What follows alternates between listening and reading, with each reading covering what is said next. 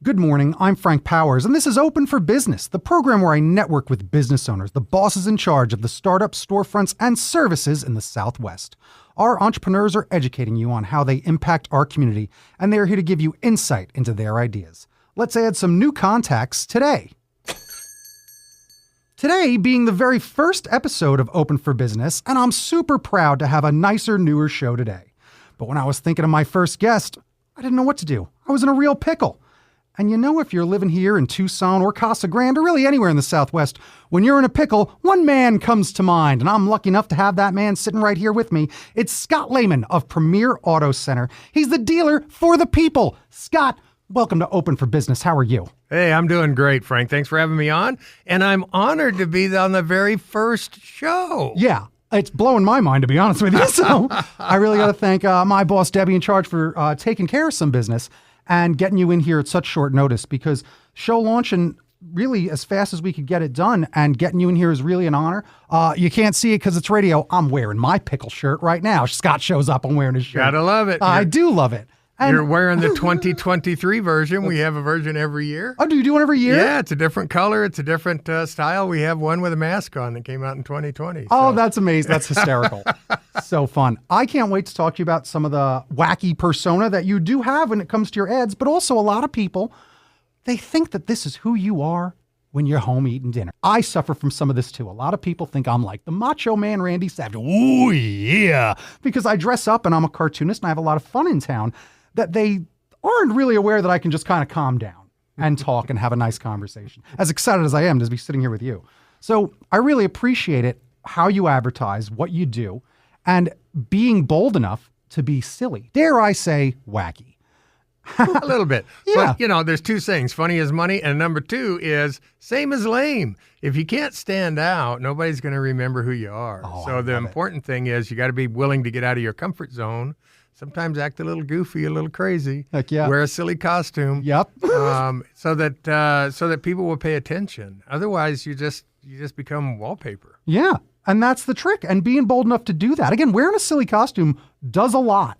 I feel like it does half the work for me. I mean, how much do you feel like the pickle suit one has, like, really, is that do you think that's the top one when it comes to a lot of your ads? Probably that's the most memorable one. And mostly because it always kind of runs the longest. It's kind of our summer campaign. Yeah. And we've run it every year just because it resonates well with people. And it's a little calmer version of me. Mm-hmm. Sometimes that helps.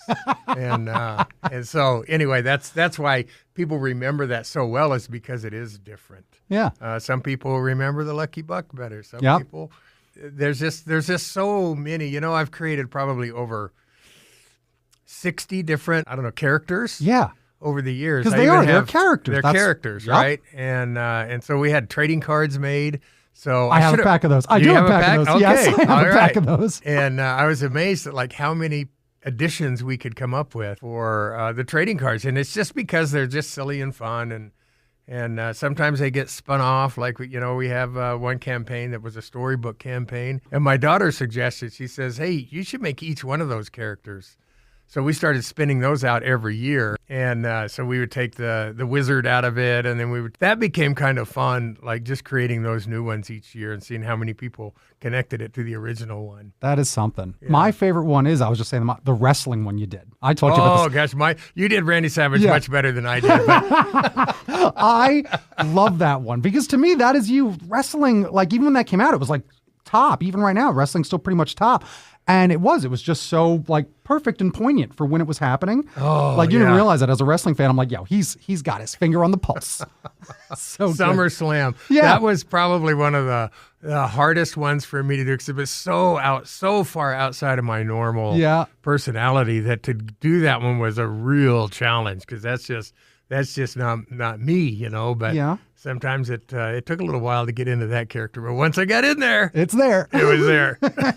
just like Johnny Depp. That's how it works. You got to get into that character. Yeah. So let's actually find out a bit about who you are. Let's find out who the real Scott Lehman is. So tell us how you got into the business of selling nicer, newer cars today, and really how you got started. Let me learn about young Scott Lehman.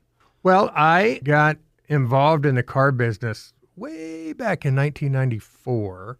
If you remember, there was a little bit of a recession back then as well. and I needed work, and I got recruited into the car business by a fella that had bought appliances from me when I was in the appliance business prior to that. I've always been selling something. And so he convinced me that I would be a good car salesman. And he said, my name came up and we think you'd be good. Why don't you come out and try it? And oh my gosh, once I got involved and I saw how fun it was, I was immediately hooked. Yeah. And so I worked for new car dealerships in different capacities for about, maybe 13, 14 years before I had the opportunity to start my own little car lot down the street. Yeah, that's how it starts. Had no idea really what I was doing. I knew how to sell cars, but I didn't know how to run a dealership. There was a lot of learning to go on. So I started that in 2007. But I knew I was in a little small town, Casa Grand, right up the road. That's where I was born and raised. The challenge was all we really had was a newspaper. And you had radio stations in Phoenix that poured into Casa Grand, but you couldn't afford to go on those. And so I said, I've got to get somewhere where I can be who people know me as today. Yeah. And I couldn't afford Phoenix. So I said, well, let me see what Tucson looks like. And one of my idols in the car business, really, even back then before I even came here, was Jim Click. Because I thought, man, that guy really does it right. If there's like a role model for a car dealer, I think Jim Click is a great one. Wow. Does a lot of stuff for the community. He's just a good operator. And I've always admired the way he was as a car dealer. So I looked at Tucson and I managed to find the location that I'm at, managed to negotiate with the guy well enough. He got him to believe in me enough that he would lease me that place until I could buy it. And we opened in September. I ran my first commercial in October. And the rest is kind of history, as they say. Wow. That went crazy. It was a dump your clunker. Yeah. This was during the Obama era stuff where they were getting rid of all the crappy cars. Okay. And they had this whole dump the clunker thing. We tied into that. It was always about tying into the stuff going on around you. So we tied into the dump the clunker without the government red tape. It went like gangbusters. The next thing I came to work that morning, the lot was full of people. We had no idea what to do. We weren't staffed for it. We didn't have the cars for it. I mean, it was literally, baptism by fire. But Yeah. I found out then the power of mass media, radio, advertising. And, if you do a clever commercial that stands out and you offer something that people want, be ready. Yeah. And so that's how we got started here. And eventually that was in 2011. I moved here in 2013 or 14. And, I live here permanently now. I bought a house here, and this is home for me. So I love it here. Heck yeah. Well, welcome home, because Tucson loves it. Yeah. And it's been awesome because we were talking off the air and I said, to me, it is a lot of community that makes this place work. And even again, to hear you talk about how you look up to Jim Click and talk about that, but also talking about how that person leased it to you because he kind of believed in you. I have a similar story when I got my first business before I went mobile with it, is someone did. They could get like $4,000 for that place. And they rented it to me for $15,000 because they believed in what I was doing for art. And that's what did it. And if that person had believed in me and let me do that for a little while, I would have not gotten to where I am today with everything else I'm attempting. And again, I really believe that that's what Tucson does when it comes to networking and really making those connections here in town, because people are nicer. People, I think, are friendlier. Again, I'm from New York, so it's a low bar to a degree. But yeah, it's interesting when people are friendly and they kind of want you to succeed, especially when you can kind of pitch it to them on like why. And your passion shines through in the commercials. It shines through whenever I see anywhere, giving a talk or doing something like that, because we've bumped into each other around town. But it's really inspirational. So I really enjoy hearing about that. I'm letting some of these folks know a bit more about you just as a person and as a Tucsonan. When I first looked at coming here, some people that were familiar and were locals here, I was not that familiar with Tucson because you're kind of trained in Casa Grande to drive to Phoenix. So we didn't really come here very often. But then when I made the decision to come here and talking to people that lived here and were more familiar with the Tucson area, one of the things that sticks out to me is they said, well, it's really a small town of 1 million people. And I thought, because I'm coming from a little town of 40,000 people, Yeah. And I will tell you that is an absolute, so I reuse that phrase all the time to people that don't understand the Tucson areas that it truly is a small town of 1 million people, and the way that people interact with each other is pretty remarkable for a city of 1 million. Yeah. Right. I mean, it's a big city. It's bigger than many of the cities you can think of Yep. in terms of population. But boy, it sure doesn't feel that way. So that's another reason I love it here in Tucson. I agree. So let's talk about just what does a typical day for you look like? Well, it's different now than it was back in 2012 when we were getting started. Sure. But today, my day typically, I have an office space that I go to, and it's really spent really trying to understand, honestly, the new advertising world. Good point. Because it's changing really fast. Constantly. And I have honestly been a little slow to adapt to, some of the digital space because I was just it's hard to be that guy on a two-dimensional picture on a computer screen, right? It's really hard to get that across. So I've been really slow to adapt to that. Learning that I have to, because that's where people are. Yep. So I have to find a way to maintain kind of my character and translate that over to the digital space. So I spend a lot of my time researching and looking at best practices on that kind of space, just so I can maintain my connection with our customers and our fans out there. What's a tip that you could give people right now that you might have discovered like recently about just some of new marketing and using new media? Well, I will tell you that AI is very helpful in figuring out all the nuances of that space. And, my belief right now is that man cannot live on Google search alone. No. There's so many other things out there. And so that's what I'm really trying to wrap my head around, all the different ways, all the different channels that you can show up on. Yeah. I started using ChatGPT just for list me this, find all these Instagram handles. Boom. You can't Google that. Where it produces you a nice list or produces you something. And so I've started using ChatGPT as Google. Yeah. Where you do that and it does give you better results as opposed to just like, here's a list of links. I believe in a very short period of time, and it's not a real popular opinion, but I believe that chat will overtake Google search. I'd like to say by the end of the year. It'll probably be longer than that. Yeah. But I do know that it is where people are going to go for answers. Yeah. So that is a lot of where people are headed, and you gotta be aware of that. Yeah. And you kind of meet them where they're at to a degree. Otherwise, you do get left in the dust. Here's a question. Do you have a TikTok? I don't. Because I don't either. And people are like, how do you not? And I'm like, because I just kind of hate it. I do. And that's the problem. But we got to get over it. We got to get over it because I suffer from it. I suffer from it too. Yeah. And it is where it is like getting someone to help you with the TikTok stuff because you got to take away these pain points from you so that you can have someone like, look, I just need you to do this part. I can handle this. I can be the artist. I can be the performer. You got to handle this part because it is tedious. It is. And that's it. TikTok is one that I was just researching a bit on yesterday, trying to get some ideas around what to do on TikTok, who the audience is, how that whole platform works. But there's so many platforms. There's Snapchat. There's that. There's, there's X and there's Facebook and Instagram. And it's just so fragmented today. From a marketing perspective, when you're talking about a business owner, like, okay, so where do I spend my advertising dollars? Oh my gosh, trying to allocate that to the different channels is honestly mind-numbing. Because people live in those channels. Like I used to say when you have a blog, don't just have a Tumblr. You got to have one on WordPress. You got to have one on this one. You got to have one on that one. Copy paste because people live on those sites. They don't go to the other ones, and that's how you find those audiences.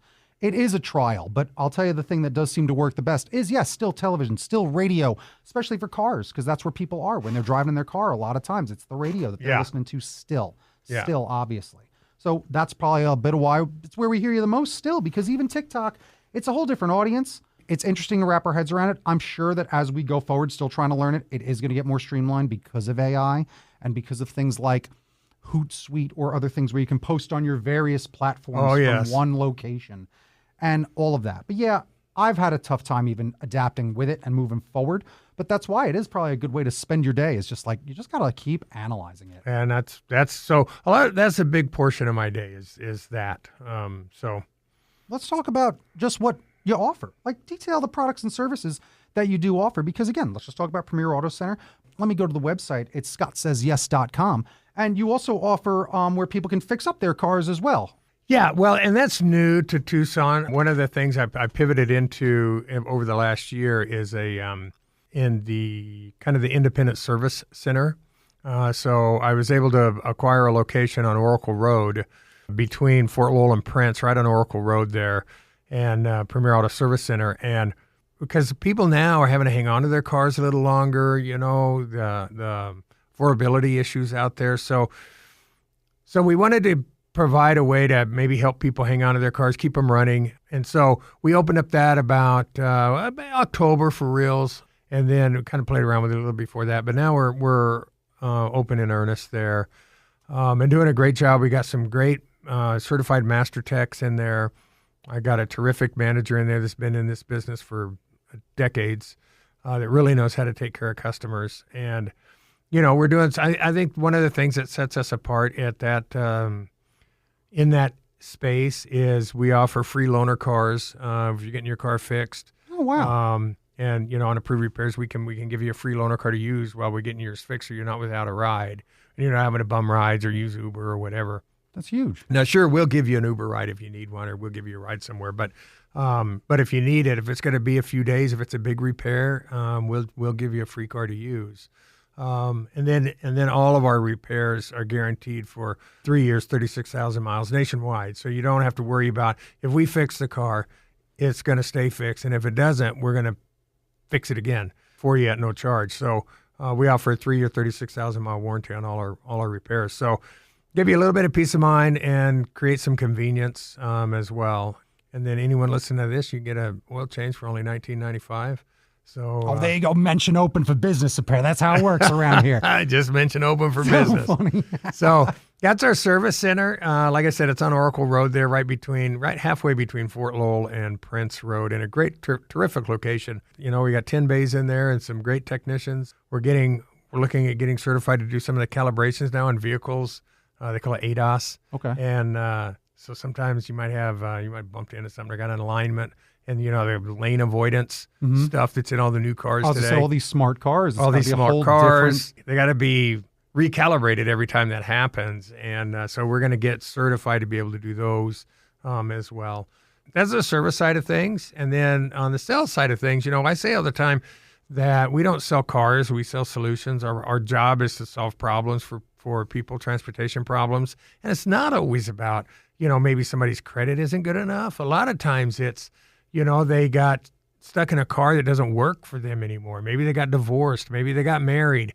Things happen in life. Maybe they started commuting a long distance and they had a gas guzzler, so now they owe money on a car that really doesn't fit them anymore. Well, what we're going to do is try to figure out a way to solve that problem, whatever it is, that's keeping you from getting the car you want and deserve. That's really the focus of what we do.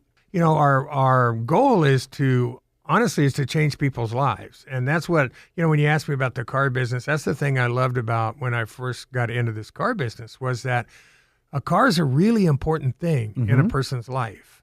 And when you can do something that someone else couldn't, then that is where I really find purpose and joy.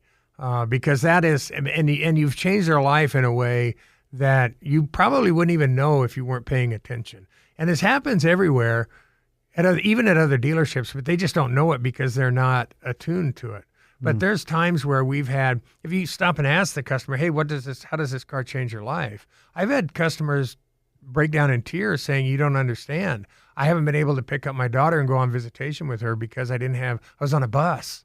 And now I can actually go take my daughter and maybe go to the zoo or go to a park, which I haven't been able to do. And this guy was in tears. He's a grown man in tears in the showroom saying, you guys changed my life. Yeah. Because everyone else had told me no. But you guys found a way to get me approved and get me a nicer, newer car. So those are the things when you pay attention and do those kind of things, that's what makes all the difference in the world. And that's what you find purpose in.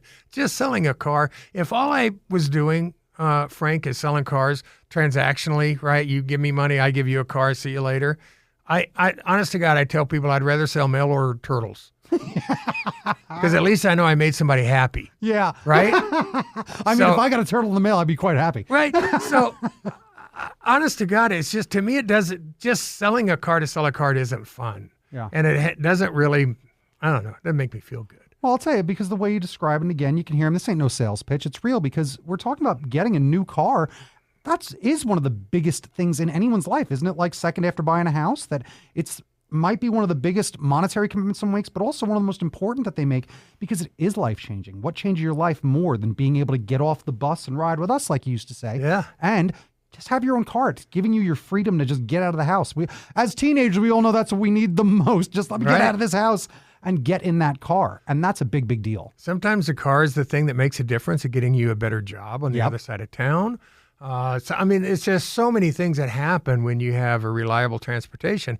And it's not just, it's not just a feel-good thing for you. It's really a necessary thing for a lot of people. And you talked about the get off the bus and ride with us. This kind of a funny story. I was flying to Alaska. I'm a pilot. I was flying my plane to Alaska. That's right. You are. When the bus strike happened. And I hear about it just before I take off from Seattle. So I said, oh my gosh, I got to write a commercial about this, because we need to help those people.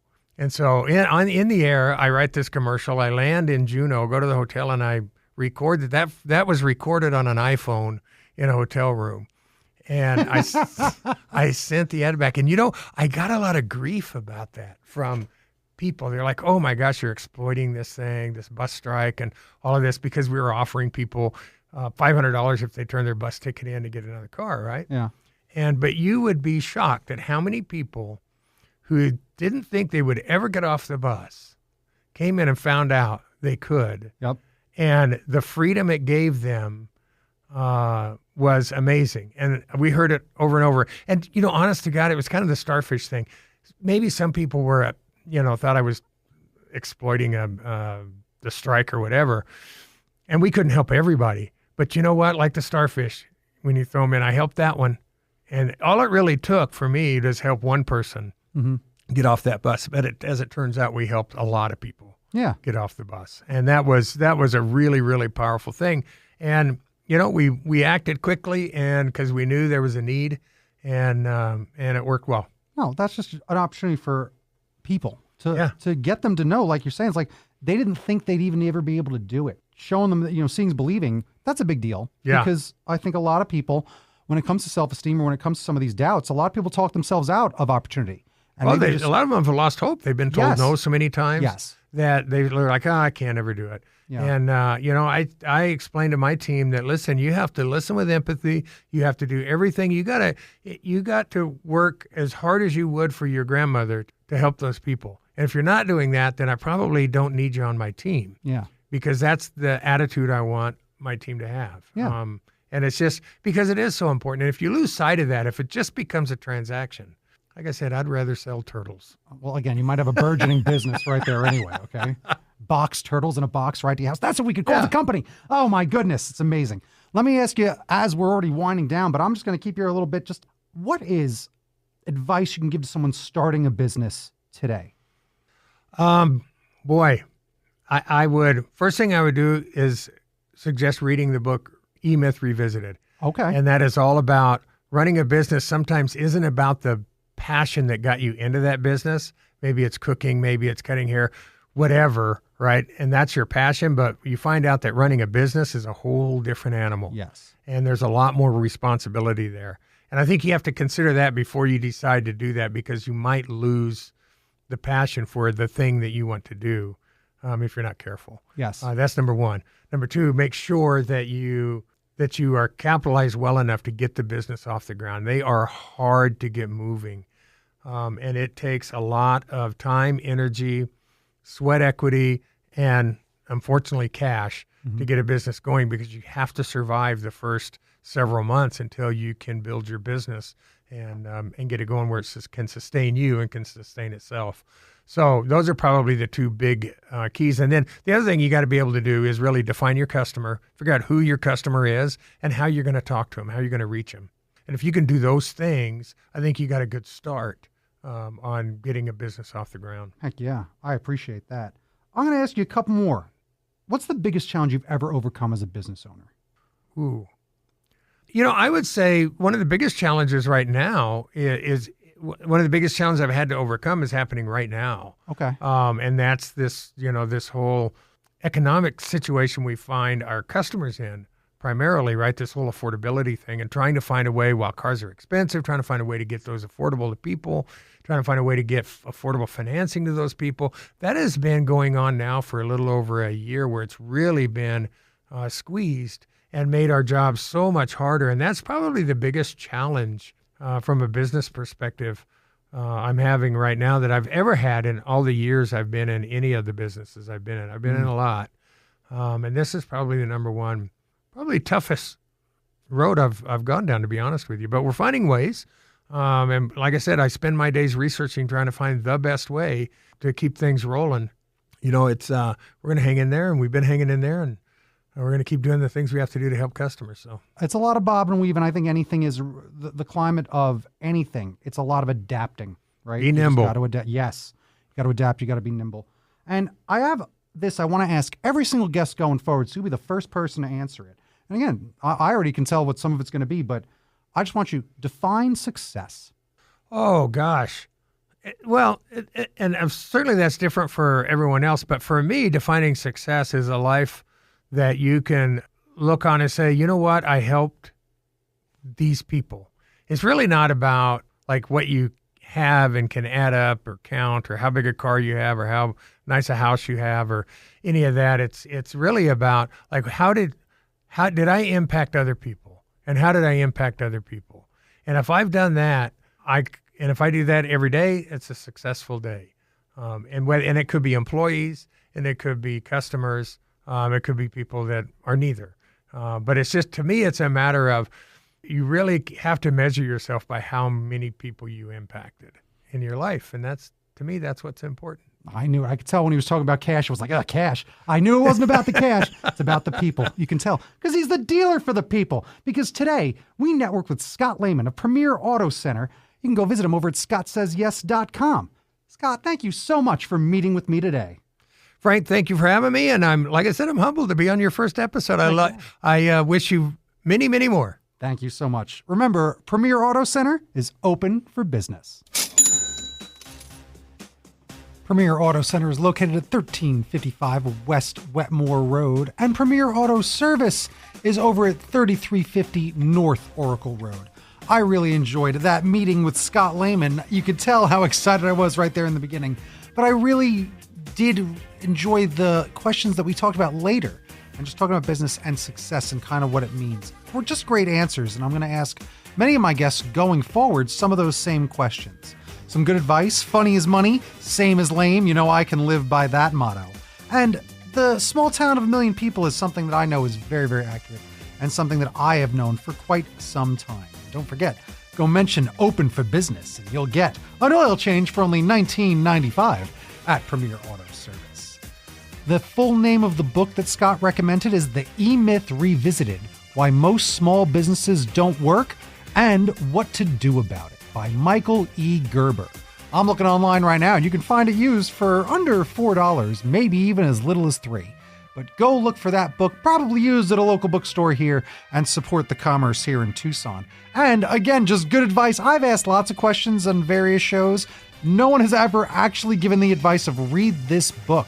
So I myself am going to read this book, The E-Myth Revisited. You can visit Scott over at ScottSaysYes.com as well as azautorepair.com. And I want to thank our new friend Scott Lehman for joining my network today. You've been listening to Open for Business. If you're a business owner that would like to be on the show, email fpowers@azlotus.com. For more information about this program or to listen to something you may have missed, go to the Sunday Mornings page on klpx.com, kfma.com, mixfm.com, crankthehanktucson.com, or espntucson.com. You can also subscribe eventually on iTunes, Spotify, and YouTube, or wherever business podcasts are for the people. Follow on Facebook and Instagram at Best Frank Forever because I'm your BFF, Frank Powers, and Toot Toot Tucson. Powers out.